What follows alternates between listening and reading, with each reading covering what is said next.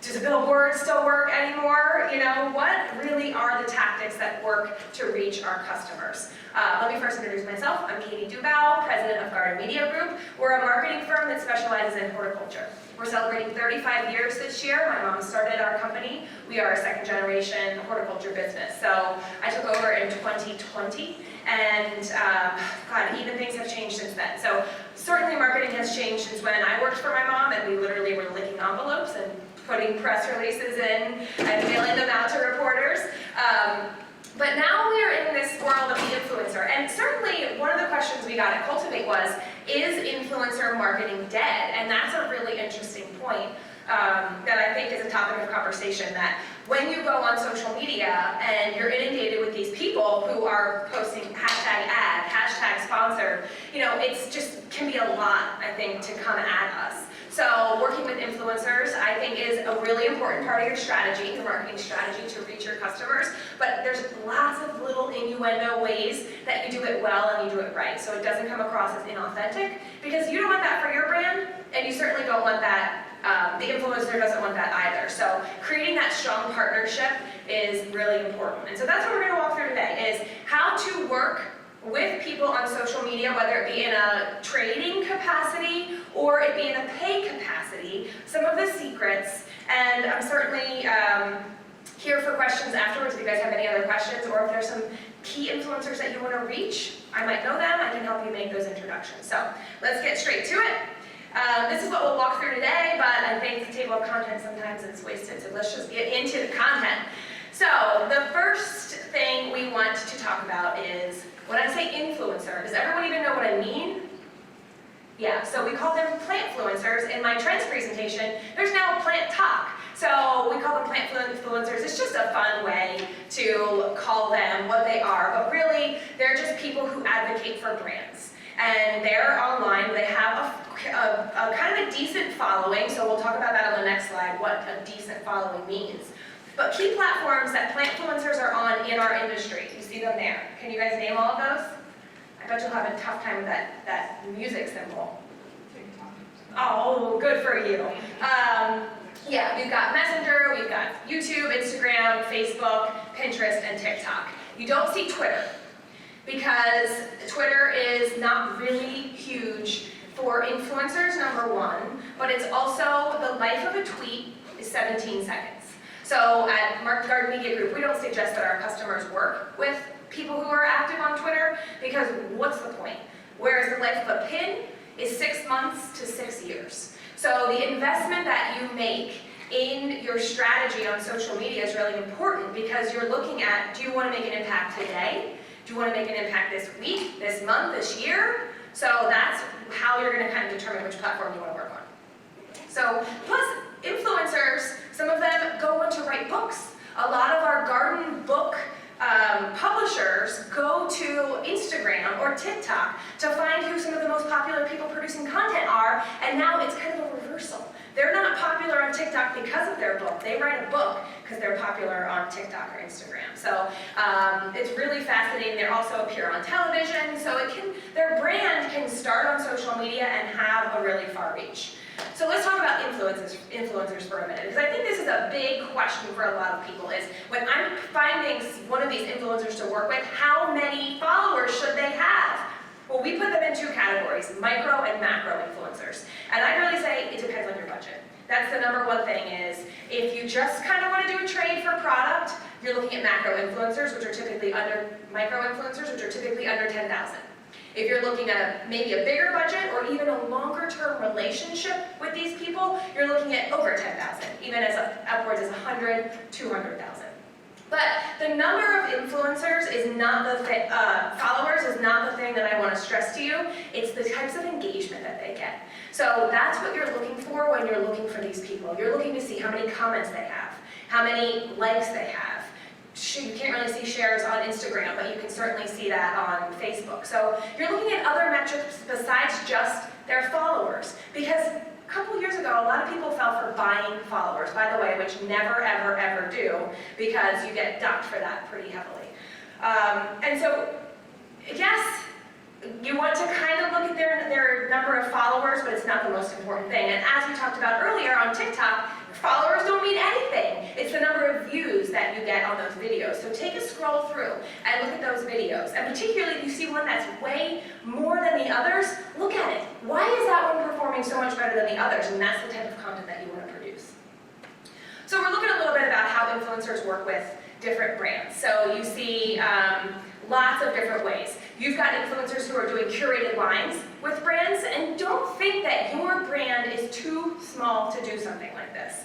It doesn't have to be a specific line that they actually make. They can curate a section of products that they love, and it can just be their favorite. So you can work with influencers a number of ways. So it can be their favorite types of lines. They can just show products and how it works. So Lettuce Grow is a brand co-owned by the actress Zooey Deschanel. I don't know if any of you have seen it on Instagram. They spend a ton of money on influencers. So you see, and that's the white product with the girl is holding. They work with a lot of influencers. And so all they do is just use the product in the videos. All they're doing is a very heavy education. Not so much on the inspiration, which as you can see more in that Pottery Barn ad, it's a lot more on that inspiration. Not getting a lot of education. So one of the things that we talk about is what inspires influencers to create content. And so that's what you need to be thinking about before you start working with an influencer is what's going to inspire them? Why do they want to work with you? Why are they even going to write you back when you DM them? And so you really need to think about that first, is what is the story you're trying to tell? And we'll get into this in a minute, but are you trying to educate or inspire or both? Because guess what? You're not trying to sell. You're not going to work with an influencer to say, I want you to tell your fans that my products are on sale. You don't want to do that. Or even to launch a new line of products strictly. Of course, you can partner with an influencer to help you drive those kinds of metrics or recognition, but sales are not the main goal here. Whatever your goal is, you need to figure it out, but you're not going to be able to get any traction if a person's just talking about sales. But we will talk about metrics, which are really important. Okay, so you want to partner with an influencer. Here are the questions that you want to ask yourself before you do so. The first is obviously making key decisions. So who is going to be making the key decisions in your business? Who's the direct contact for this influencer? Who's going to be responding? When the influencer posts something, who's going to be actively there engaging with the customers? Understanding the landscape. So who is this influencer and who's their audience? And then, of course, crafting the right-sized program. Is this a week, like we said, or is this going to be a long-term relationship that you have with this influencer, particularly if you have plants? Certainly putting plants in the ground is a really fun video, but do the plants look their best in that moment? Or would you like to work with that influencer to have a video once those plants are more established and they look better? I would like both. So these are the kinds of things that you have to ask yourself before you start working. So here are some early questions, which we'll dive deep into each one of these in the next 3 slides. What's your goal? Who's your target audience? And do you have the internal resources? So first, let's start with what's my goal. So you're thinking about what you want to achieve with an influencer campaign. I know you want sales. Obviously, we want to do sales, but this is really strictly marketing. So do we want clicks? Do you want to have a trackable URL? So the influencer clicks, the influencer's fans, because on Instagram now you can swipe up. There's a lot of ways to direct traffic back to wherever exactly the place that you want them.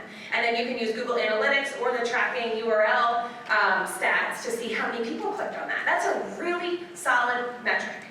But are clicks just to your website what you want? I don't know. Do you want to drive people in store and have someone say, I saw X person talking about this online?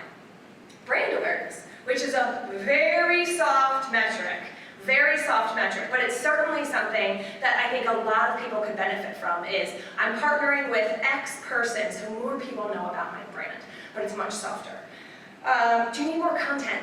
Who here needs more content? Raise your hand. Oh, come on. You guys all need more content. We can always use more content. This is the hardest thing in our industry, I would probably say in every industry, to get. Photographs, video. So when we start working with a client, we have a list of B-roll images. So anytime they're either in their factory or they're in their garden center or they're anywhere, they are thinking of the types of images that we need from them because nobody ever comes to the table with the image, enough content. So when you're working with an influencer, you're actually killing two birds. You're getting out to their audience, you're using that microphone to reach their audience for sure, but you're also hitting that secondary goal of getting more content for your own brand. The influencer's going to post what they post, curated for their audience, but part of your contract, I suggest, one of your goals should be content, is to have a library of 10 images, 10 videos that work for TikTok, 10 videos that work for Instagram, that then you can cut and splice over the next year. So that's a really great goal, is just to have more content, a variety of different types of content from different types of gardens. Followers. Certainly, it's a wonky metric right now because Instagram is playing with taking away followers and likes and not showing that to people. But that could still be one of your goals. If you just joined Instagram and you only have 5 followers, that doesn't look super credible for your brand. So you certainly still need to have a certain number of followers to look credible. Once you get to I would say 1,000, you're looking very credible, you're pretty good, you don't need to have that goal. But maybe it is one of your goals. Maybe you're trying to establish a new platform, for example. And then I think we talked about all of them. Sales, of course, sales. I know I said it shouldn't be one of your goals, but I know it's always our goal, right? We gotta eat, we gotta stay in business, so we have to sell through product. So one of your click-through links could link to a product site, and then you can track it. We'll talk about affiliate marketing in a minute because it is a really big way to cut some money off of the back end on how you work with influencers, but also super track individual sales with these influencers. All right, next thing to think about is target audience. So you may personally follow a lot of influencers. So my husband's really into comedy. He loves comedians, so he follows all these comedians and he loves comedians. But would a comedian who might not say the most appropriate words be the right person for your brand? You really have to look at a few of the videos of the influencers to make sure that they are appropriate for your brand.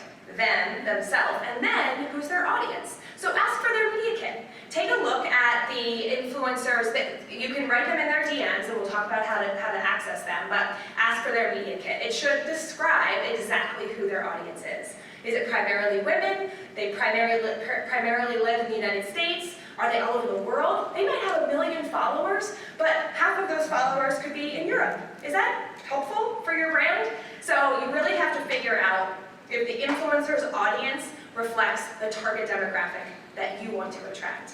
And that takes that question to, do you know who the target audience that you want to attract is? And if you don't quite know that, are you trying to nurture and cultivate your current audience? You're trying to collect a new audience? I would figure out who that audience is for yourself. What does your customer demographic look like? Who do you want in this to come to your page? We talked about demographics, platform, region, age, all of those things have to do with that. Like, are you trying to attract a younger audience? Then maybe TikTok, an influencer on TikTok is appropriate. But I also have to say one thing about TikTok, because I'm on a big TikTok kick, is that there's a big pass-through audience on a lot of these platforms. So just the other day, my mom got a text from one of her friends that was a TikTok. So just because you may think, it's not true anymore, TikTok is for a younger audience, it is being passed through. So our content is still being seen, and I'm going to say, my mom's 70, she just turned 70, and so it is being passed through. So these are a couple of things to consider. Target audience is really important in picking somebody. And then the last thing to consider before you even start your influencer campaign is, do you have the resources? This is super, super important because if you don't have the staff to be able to manage even just working with one influencer, then you're not going to have a successful campaign. You're going to invest products, plans, time, possibly money into this partnership. You want to make sure that there's a dedicated person who has a checklist of things that they do or they work with every influencer and they check those off, including following people well before your campaign starts, engaging with them, and then during the campaign, of course, sharing the images after the campaign, tracking the metrics, and kind of keeping up the relationship. So it's not just I shoot them an email and say, I want to work with you. It takes a lot more time than you think it does. And then other resources, of course, are like what do you want to send them? And making sure that you do have full inventory of that. And then the budget is really figuring out what your budget is. We work with influencers that cost $0, and they'll do an exchange for plans. $500 to $15,000 per post. So it all depends on your budget. Okay, so let's dive into what the steps are to do your campaign. So right now, if there are people that you like I mentioned Kevin from Epic Gardening this morning, who got recent $17.5 million in funding from a venture capital firm. So if there are influencers that you hear people talking about, you see people do this all the time. Like, oh, who, what's their name? They pull them up and start following them right away. Because if you reach out and DM an influencer, they can see how long you've been following them. And it looks a lot more authentic if you've been following them for a while and you can actually relate and say something like, oh, I saw that you just sold your house. Or I know that you just bought a new house and you have no garden. You're revamping your landscape. I was working with one influencer who grew strictly edibles, and then he started talking about native plants. Just a story here and there that he wanted to add more native plants to his garden. Well, that was my opportunity to DM him because I have a client who sells native plants. It wasn't relevant when he just did vegetables. But right in that moment, I was able to, as the kids say, slide into his DMs and get his attention right when it was appropriate. So other things that you want to do in your research is figure out their zone.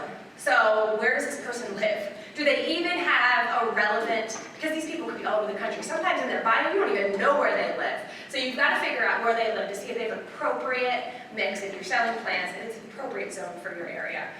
We already talked about audience demographics, what platforms they're biggest on. Sometimes these influencers are big on all platforms. I don't know how they do it, but they do it. Sometimes it's not even their full-time job, but they're active on all platforms. But I would pick the platform that you want to be the star, especially if you have a minimal budget. Pick the platform you want to be the star, and then maybe as an extra, $100, they'll also post it to Pinterest, or they'll make a story on Instagram and post to stories. So, but pick one platform to be the star. You can't have it all, and you need different content for each platform. So it can be the same idea, the same garden, but that content does have to be different per platform. And then ask your friends. The other great thing about certainly Instagram and TikTok is once you start following somebody, there's a little suggested tab. So you can follow people that are like that person. So take a look, just play that game and maybe follow 10 people. Another great thing to look at besides their followers, we talked about their engagement, but you can also look at how many people they follow. So the numbers should be relatively equal. If they have 1 million followers and they follow 5 people, that's not a give and take kind of relationship. If they have 5,000 followers and they follow 100,000 people, also there's something off about that balance. So look at the people who they follow as well. That's a good tip. Okay. Tips for reaching out. This can be the most time-consuming and hardest part of an influencer campaign. You have found the perfect 10 people you want to work with. And now you've decided what your budget is, you have the staff dedicated to it, you have your plants lined up you want to send them, and you send them a message, hi, I'd love to work with you, we have a great, your audience is amazing, send, and you wait, and you wait, and you wait, and they never reply. So they could get 1,000 messages a day. And a lot of times the messages that these people are getting are the same question over and over again. Why are the leaves on my Hoya plant turning brown? It's just the same thing they get every day. So it can get a little bit exhausting. So it's great if they have an email in their body, skip the DM. If you can find an email for them, that is the best way to go. You can DM them and you can say, I shot you an email, you can cover your bases there. If they're also on LinkedIn, I always like to connect with them on LinkedIn as well. That makes sure that we're connected across the board. But look for their email address. Oftentimes, the best place to find it is on YouTube. So YouTube, the About page of YouTube, has 9 times out of 10, an email or contact address. Must be in the way that people set up their YouTube channels, but that is the best place to find it. Now, some of these people are professional, so they'll have the email address in their bio, but as a last resort, if there's no other way to get in touch with them, send them a DM and have a persuasive, say that I loved X and Y content, this is why I think we should work together, and shoot me an email if you'd like to collaborate. And they might write back, sure. And then you can, I've had that happen, sure. Okay, well, am I waiting for an email? Then they never email me. So don't be afraid to follow up. I'm in PR, it's what I do every day, all day, follow up with people, annoy them to make sure that they got my email, but you can't be afraid to follow up. You have your list of DMs right there in your inbox in Instagram or whatever platform it is, so don't be afraid to send another message if you haven't heard from them, because likely they haven't seen it. And then ask them for their media kit. So that shows them that you're willing to play the game. You know that they have a business to run, and that you're not just saying, I'd like to send you a couple free plans. And please don't do that. In fact, we once had an old client show up on one of the influencers' doorsteps.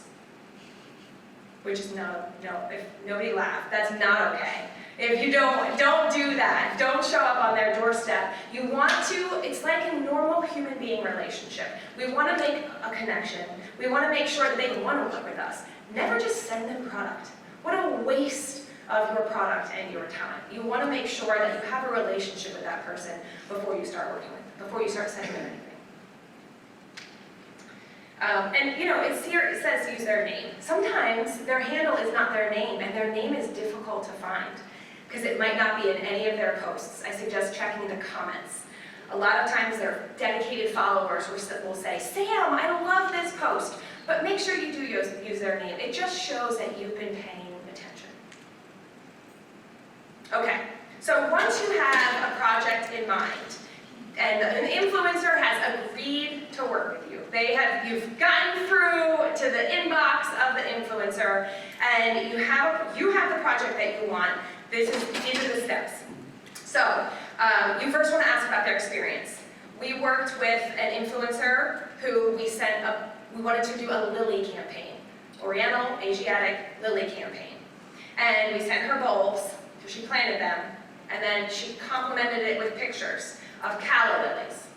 So she had no idea about lilies. And it's Black Girls with Plants. She lives in Florida, she has 1 million followers, and she just got big, however virality happens. And she has no idea about plants, which is fine. You just need to know how much information this person needs up front. Do they know enough about gardens that they know how to dig a hole and plant your plant? If this person's going to be representing you, you need to make sure they have all the facts. So just ask about their experience. You should get a good idea in some of their videos, but you don't want to have that mistake. We already talked about their zone. What kind of zone are they gardening in? And what kind of space do they have? Are they redoing their whole acre garden, or are they just doing a few containers? So that's really important for you to know up front. What kind of project are we talking about? And speaking of climate, we also once sent 40 large established shrubs to a woman who had said she knew what she was getting into to plant in Florida, and she didn't have anyone to plant them. So there's a lot of moving parts in some of these types of campaigns that you want to make sure you check all the boxes before that product leaves your hands. Because once it does, you don't know what's going to happen on the other end. Okay, create a schedule. So a schedule means you get the kind of calendar. The plants will arrive on this date. You'll have them in the ground by this date. It's a loose schedule.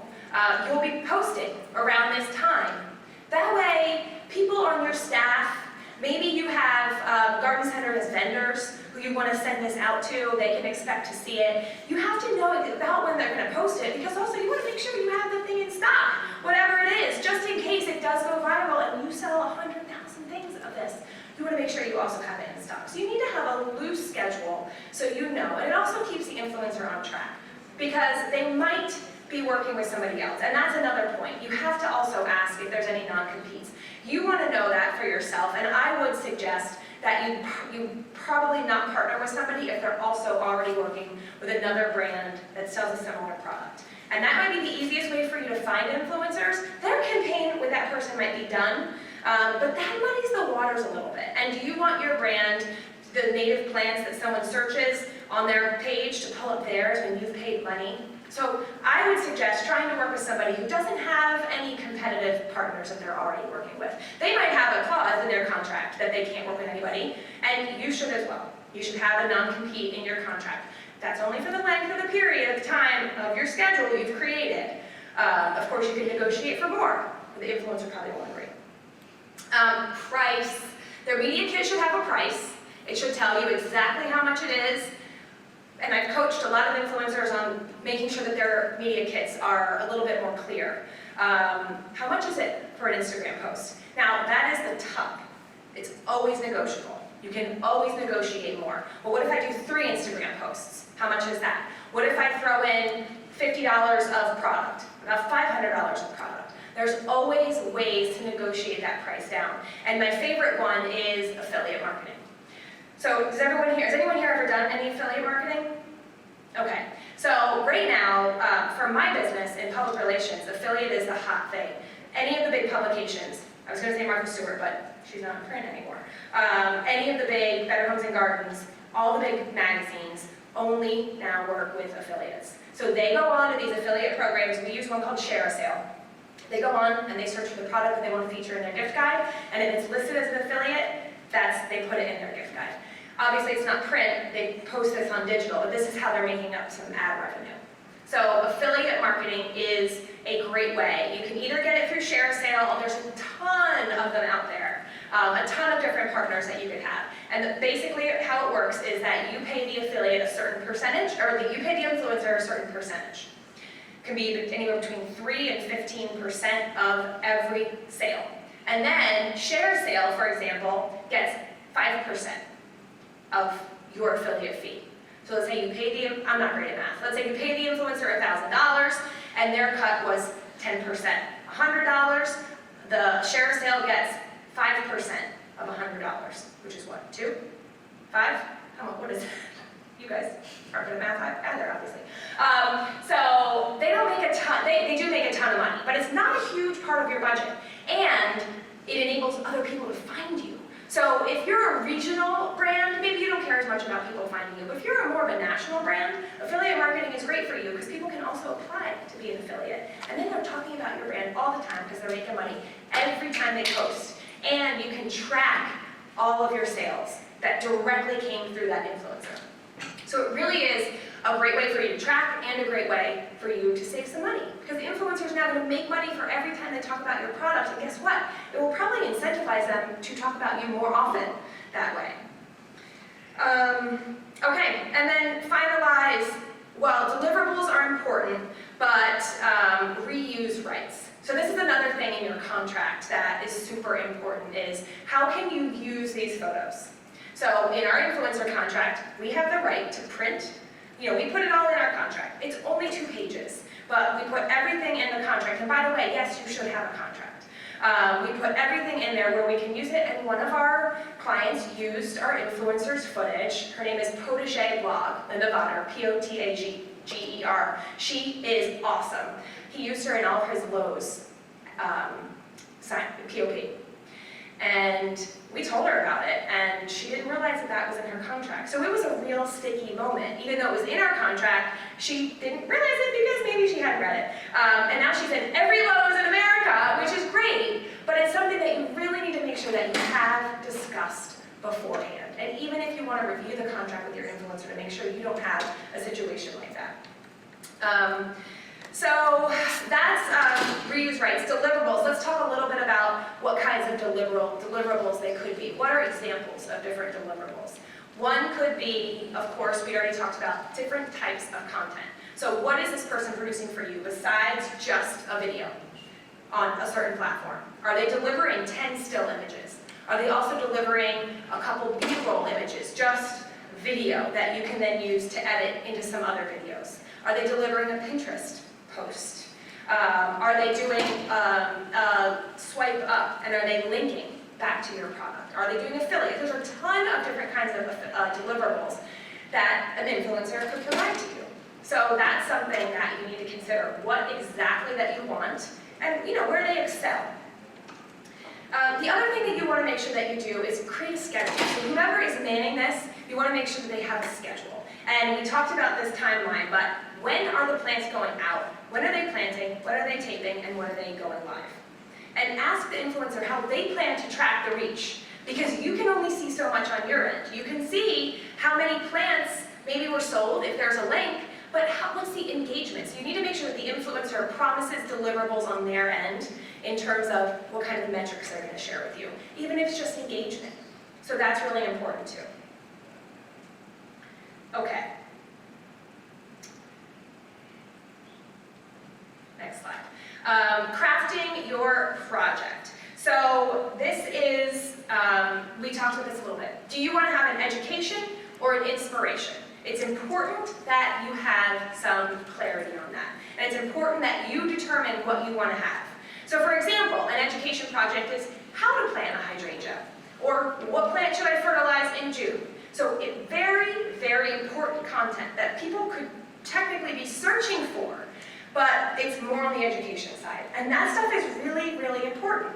Or do you want to have an inspiration post? That's going to be a lot more fluffy, not as much education, maybe has the opportunity to go a little bit more viral than the education post. We transformed this 1910 cottage by blah, blah, blah. And so it's certainly not going to be as heavy product driven. It's going to show how your product works in real world. But in an influencer's real world, which we all know has a lovely filter on it. So it's really important that you figure out which one of those two directions you want to go. And you can work with the same influencer to deliver two separate things. But I would figure out which one of those. And then the sales should come, right? So we all know we want sales. If we do our education well, we do our inspiration well, the sales will follow. All right, once you are ready, you've worked out all of those details, you are ready to go live. So we talked about calendaring key dates. So when is the person getting their plans? When are they posting? It's so important about this posting time to know when to expect it. Because our team tries to stay ahead of all of our clients and when the influencers are posting, but guess what? We don't work on weekends, or we don't want to work on the weekends. So if an influencer is planning on posting on a Saturday, which is an incredibly busy time, Saturday mornings, probably weekend DIY projects, you want to make sure somebody's around to catch it, especially if you have negotiated a story. Because a story lives for how long? Anybody? 24 hours. An Instagram story lives for 24 hours, and then it's gone. People pay hundreds, if not thousands of dollars for Instagram stories. So if you've missed it, it's gone.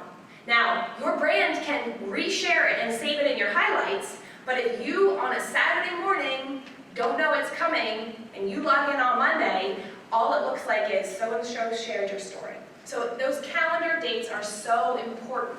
Now, not every influencer is going to follow them, but if you've targeted certain dates and then they post on Monday, you're well within your rights to say, oh my God, you were supposed to post on Monday, I'm so sorry I missed it. You post again. So that's well within your rights. Now, if you just miss it on a Saturday and you didn't really have any agreement, you can't ask them to post again. That's another $1,000 for you. So that's really important. Assets are really important too. So do you want them to use your logo? I wouldn't suggest it, but we had a client who was part of their contract. Their logo had to be on every single piece of content that went out. So that's part of the rules. It has to be on the content. It was in our contract, so it's got to be there. Do you want that as well? What other kinds of assets do these people need? We talked about like directions on how to use your products. Is it a product that needs a little bit more guidance and direction? Send them all the assets you have in advance to make sure you're setting them up for success. And then, even though you've set them up for success, you've given them all the assets, you've given them directions, please have them just send you their content. Their content can be drafted and sent very easily through any of the platforms, especially if they use a third-party app, which we'll talk about in a minute, to create their content. So you can review it first. That way, if it gets posted, well, you still want to catch it on a Saturday so you can reshare it to your followers as well. But please have the influencer pre-submit content. But please don't edit it with a heavy hand. It's their inspirational footage. You have fallen in love with this person, decide to work with them because of their creative spin. If they get facts wrong, but try not to edit them too much. Don't say, I didn't really like the transition where you had the swipe instead of the thing, just try to be a little bit more flexible if you want to continue working with this person. Let's see, what else? Oh, commonly asked questions. So do you guys all have like a top 10 FAQs about your brand? So that's a really great thing to have for content creation purposes across the board, not just for influencers. I like a top 50. What are the top 50 most asked questions you get from your customers? There are 50 blog posts that you can write right now because you're not busy, right? Those are great pieces of content for you to know what are your top 50 most asked questions. And then guess what? Now you're going to be working with somebody to help create video content for each one of those questions. And then they don't become your top most asked questions anymore because they're posted on your social media, they're posted on your website, you've got blogs about them. They're across the board answered questions. And so that's a really great place to start when you're thinking about what kind of content you want to produce. But send that to your influencer as well, what some of the common top 5 questions are, because maybe they can help address those.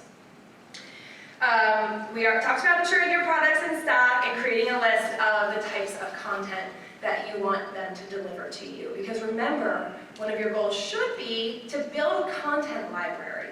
So one day, you don't have to work with influencers anymore because you have grown, you've achieved all your goals. Now you can tap back into that content library to create your own inspirational and educational videos. A couple other things that I want to mention is hashtags.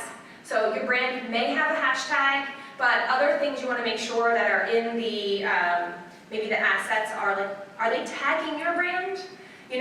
There's also something called Instagram Takeover. Are they posting as your brand? So there are a lot of things that you want to work out and make sure they have. Hashtags are really important. The influencer might have certain hashtags they already use and they want to use, great. But what are the ones you want to use?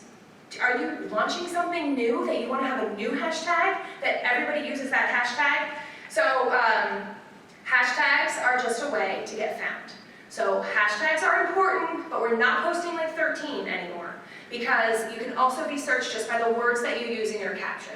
So think about that as you're writing your caption. These are keywords. Keywords have just as much of an opportunity to get found in the algorithm as hashtags. So especially on TikTok, forget hashtags, you don't need them. The For You algorithm is reading those keywords anyway. But it's still good to have 1 or 2 because people could click on them and then it's now a whole photo album of all of the people who posted about that new product. So make it something interesting that nobody else or very few other people are using.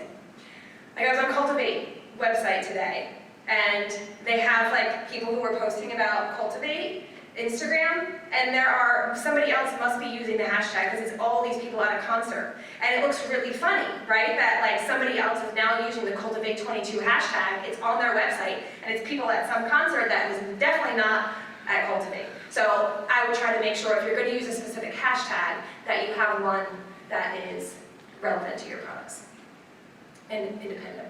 Can you reserve a hashtag? No. Cannot reserve a hashtag. However, if you use it enough and someone else starts to try to use it, then they probably wouldn't want to use it. Or conversely, there are hashtags that are popular and trending that lots of people use, but it's really hard to get heard above the noise. Like if you use the hashtag garden, I mean, thousands of people are using that every second. So if you're using that hashtag, it's a waste of your energy to even put that kind of hashtag in.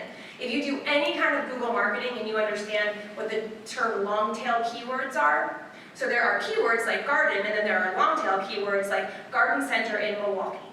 That's a lot more specific. So that's going to get a much more targeted group of people, and you'll show up way higher, both if you're doing Google, whatever, or you're doing social media. So you have a much greater opportunity to get found when you do something that's a little bit more specific. Great question. Yeah, you can't do it yet, but these social media companies try everything to make money, so who knows? Don't hold me to it. Okay, so you're ready to go live. Now reuse and recycle. So content is really hard to make, both for the people who do social media and for you. So you want to make sure that, you are taking this content, you're capturing it, and you're saving it.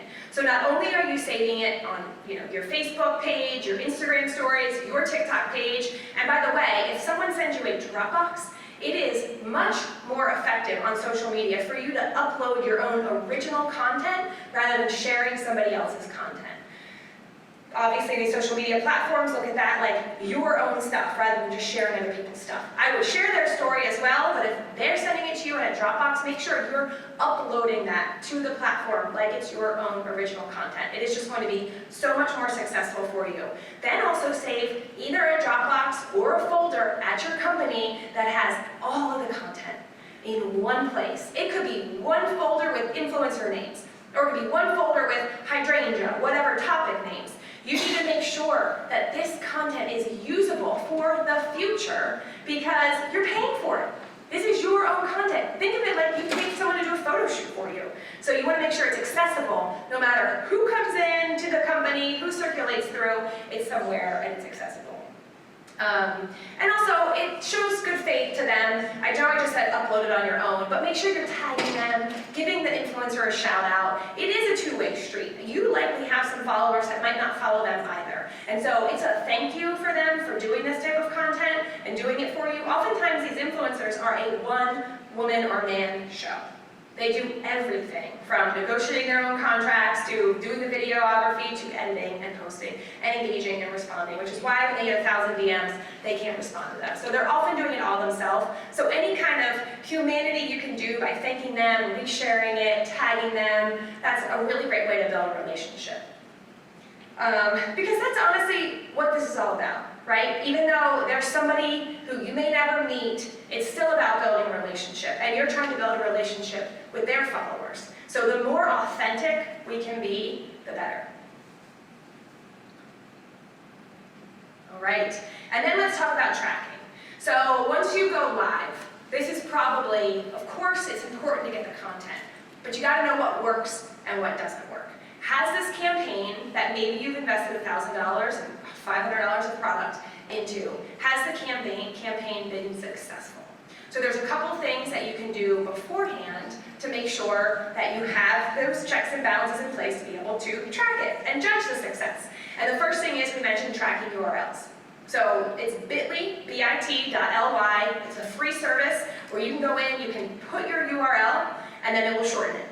So you can use that, and then you go back to bit.ly, and it will show you exactly how many people clicked on that. Now, if you have Google Analytics and you are versed in that for your company, you don't need to use a tracking URL, you can check your Google Analytics. But I find that a lot of our clients have no idea how to use Google Analytics and no idea what the back end of their website, how it works. So we use bit.ly links. That way we have the information. We are able to say, this influencer drove 70,000 clicks to your website, or 70,000 clicks on this page. Now, that doesn't obviously mean they're all going to trickle down to sales. I did the funnel the opposite way. So it's also really important that you're not just tracking it one day, 1 week, 1 month. There is some content that has the opportunity to live longer than that. So you may want to ask your influencer for stats after the campaign is over, and then you may want to check back in a month later to see. There's, I know this is so weird, but there's trending sounds on social media. So when you use a song in one of your videos, that song may not be trending in the moment, but if it starts trending in 2 weeks, 3 months, the platform starts showing videos that use that song. So your content has the opportunity to get seen again and again and again. So the first weeks are impressions and reach. Those are the things that I would be tracking. The influencer will be able to tell you that. You can also see that on your own page. Look for impressions and reach. And look for those, like we said, 1 month out, 3 months out. If your goal is to build sales and traffic, you're looking at what kinds of traffic clicked through from their platform to your site.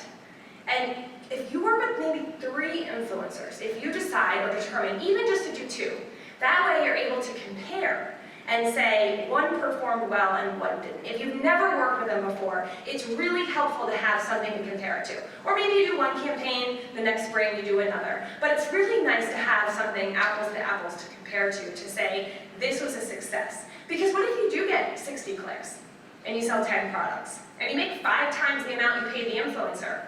How do you gauge whether that was a successful campaign? I would say that's a successful campaign if you make more money than you paid the influencer. But If you work with another influencer who got 5 clicks and sold one product, then you know which influencer rises to the top, the things that you did well, you can analyze why they did well.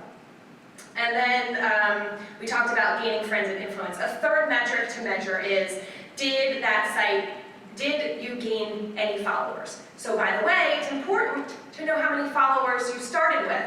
So that's an important metric to know. Facebook can tell you how your growth is, but it's great to just say, before you start the campaign, check, I had 2,595 followers. After the campaign, 2,900 and blah, blah, blah. How many reposts did it get? We had an influencer's that transformed a 1910 cottage. We worked with an influencer, and her story was reshared by Cottages and Gardens. They're a magazine, and they have hundreds of thousands of followers. So she had 50,000 followers, or maybe less, fewer. But then her content was reshared. So that's something that the influencer should report back, but it can also get reposted on other sites. So you have the opportunity for your content to be far and widely shared. And then you can track via a third-party app. So we use a service called Sprout Social, and it's a pay service, but it tracks every single mention of your brand. We either put in misspellings of our brand name because it happens, and there are 3 to 4 a week people who have misspelled the brand name, they put it in the hashtag, and we just miss that stuff. So we do use a service called Sprout Social to do that. But I know Hootsuite, there are free ways to do it, but it's worth looking into. If you're going to be serious about doing social media campaigns, getting some sort of third-party tracking service is really helpful. And then paying attention to it and making sure that you are measuring that type of activity that you do, because there's so much that we do, we don't know if it's successful. And this is really a type of campaign that could work so well for your brand, or maybe it's not the right thing. But I would urge you to try it, because getting through the noise on social media right now is really hard. If you don't have the exact right type of content, did you all read the drama with Instagram last week? There was a meme going around about make Instagram photos again. And the Kardashians were in on it. And the current CEO of Instagram came out and said, I'm sorry, but we're not going to do it. People like video. They want to see more video. We're going towards more video. So if you're not posting video content, they're not going to show your content. It's really tough to cut through the noise on social media. And so influencers are a great way to help you do that. They help you amplify your great products and services to their audience. They help you get really, really valuable content for you to then reuse for years and years to come. So I hope that the slide thing is not, Max is not working. At least we'll work with one influencer this year. So we're done. Thank you very much. Does anybody have any questions? Yes. So, you gave a ton of good information, but I am like a deer in headlights. Yeah. I'm 58 years old. I'm still trying to wrap my head around. I finally wrapped my head around Facebook a little bit. We do have young people who do an Instagram, a TikTok, that kinds of thing, but they're young and they're like, I said, did you post anything today? And they're like, I forgot, or whatever. Yeah. But so, as a newbie, or as somebody who doesn't really know anything, and maybe other people feel this way too, or maybe it's just me, where do I go to find out, like you said, find music that trends. So how do I know what Instagram and what Facebook and all these companies are wanting from us? Yeah, it's really hard because it changes. Once you find out what they're wanting, then it changes. So where do you go to So find both out on what changes Instagram are? and TikTok, when you go to choose let's talk about your reel, which is what they call your video now. You go to choose your music. There's an option for trending music. You can just tap trending. Same with TikTok. You can pick trending music.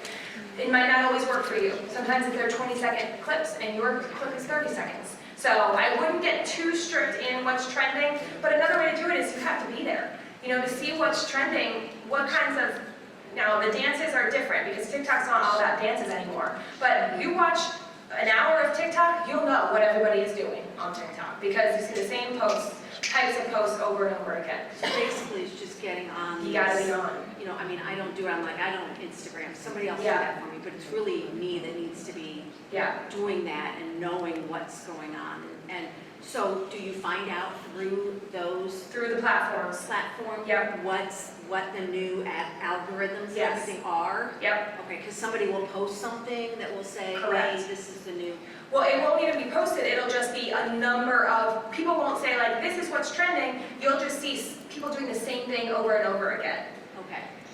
Like, did anyone see the Little Miss memes that were going around? So you just start to see the same thing, and you're like, who started it? Why is it trending? But now, my daughters are on a swim team, all of their t-shirts were Little Miss Stingrays, the swim team. So like these viral, they spread really fast, and all you need to do is spend an hour on the platform, and you start seeing the same thing over and over again. But it changes. You can't post a Little Miss today. Nobody's going to be paying attention. That was last week. So it's very in the moment, and I would suggest with the people who say they forgot, either set up a calendar, Yeah. you know, every Tuesday and Thursday they're posting. We use an app called Video Leap. So Video Leap is a third-party app because TikTok does not want you to share an Instagram video on TikTok, and TikTok, you can't share that on Instagram. They know that it's been posted on those platforms. They will show it to 0 people. But Video Leap, you can make your video in Video Leap and then push it out. So it looks like it's original content for any of the platforms. You can change it up a little. Once you go over to TikTok, you can pick a trending song on TikTok. Once you post the same video on Instagram, you can add different filters. But that way, it looks like it's original content. So you can tell them about that and say, why don't you try using Video Leap 2 days a week this month and see how it goes. And put it on as a calendar reminder. And that way they are held more accountable, that they have a schedule and they have a content posting schedule. Okay. That's helpful. Thank you. Sure. Did anyone else have a question? Yes. You just said something about the looking like it posted original content. So you don't want to be reposting your TikTok video on Instagram? Correct. Okay. Yeah. So that's why so she asked about reposting your TikTok video on Instagram. I don't know if you've seen that, like, it just doesn't get shown. Instagram is not showing those videos. Facebook and Instagram are different, right? Because they've got the same mom and dad and the same parent company. But TikTok to Instagram and Instagram to TikTok, you get, I'll post, I don't get a ton of views on my TikToks, but 100, 150, if I post an Instagram over there, 2. It's the same content, 2. So it must be that they want you to post original content. And then what was the name of it? You said video? Video Leap. Thank you. Yeah. And we also have created a Bitly. Everything we talked about is in this download. So it's all of the schedule, it's a calendar, it's tips on how to, it's an Excel spreadsheet. So like dates you should put in, types of assets you should get for them. I know it's hard to see. It's bit.ly, so bit.ly/GMG freebie. So you can go to that website and download that Excel spreadsheet, and hopefully it helps with some scheduling and content. You're welcome. Any other questions? Could you go back to that slide? Yes. Thank you. I'm sorry. No. Got it. Okay. And is your contact me available? Yes, so I am Katie at gardenmediagroup.com or Katie GMG. You can find me there on pretty much every platform. Can you put that back, please? Yep, so that's my handle on all the platforms. And then that's our phone number, and then our website, but my email address is just Katie in front of that, at gardenmediagroup.com. And I'm happy to help or answer any questions that you guys have. All right, awesome.